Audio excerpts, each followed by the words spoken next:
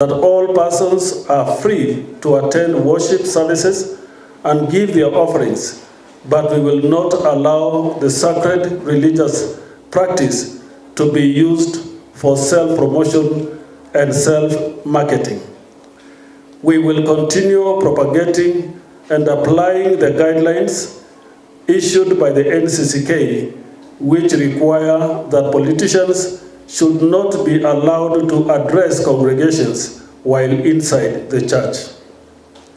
Demand for people-focused celebrating whenever the president, members of parliament, governors, members of county assembly, and other political actors donate money whose source are not clear. On our part, as a falsehood, we appeal to you, Kenyans, brothers and sisters, to seek the truth. Do not just believe what is said, but take a step to verify if what you have been told is true. To raise your voices, to demand that the judiciary concludes the cases touching on IEBC within the next 2 weeks. We must get back our democracy. Citizens, do not remain silent. Take every opportunity to demand that the implementation of SHIA or SHIF is suspended until all the necessary structures are put in place. Kenyans, as voters, to collect signatures and commence the processes of recalling the members of parliament who are not performing as per your requirements and demands.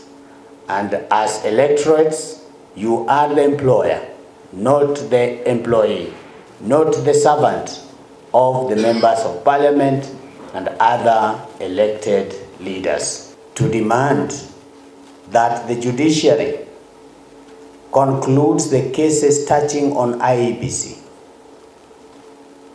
within the next 2 weeks. We must get back our democracy.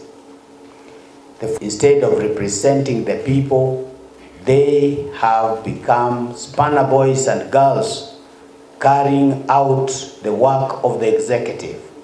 Instead of oversighting the executive, they are cheerleaders in oppressing the people. Instead of speaking for the people, they are making oppressive laws. This state is unsustainable. About 17 million Kenyans who attend their services regularly. So through our local churches, we are going to continue encouraging Kenyans to have hope, because there is a lot of depression that is affecting Kenyans. We'll also continue to support our, to speak from the pulpit, speak about justice and to preach to the people and to nurture their spiritual needs. Ask the pastors not to be intimidated. Just like the prophets of old, those who are guilty, they fear even their own shadow.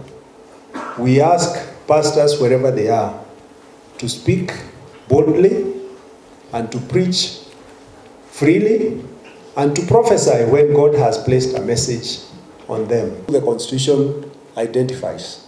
The government is a creature of the Constitution that was created by the people.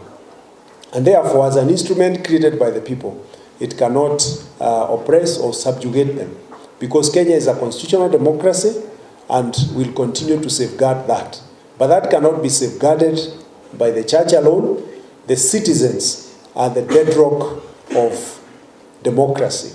Every Kenyan, we want to tell every Kenyan that they are born into the office of the citizen. We are born into it, and even when we live in it. Let us exercise the powers of the office of the citizen. One of them is to speak up. One of them is to stand up and be seen. One of them is to ensure. It's not going to be silenced. The church will point out the wrongs in the society. We are Kenyans, we are also leaders in this country. And so whenever it calls for our voice, we will raise our voices. And whenever it calls for our actions, we will also be involved in those actions. So we request all Kenyans to just remain on alert and read our pastoral letter that we have given to them, so that We make it clear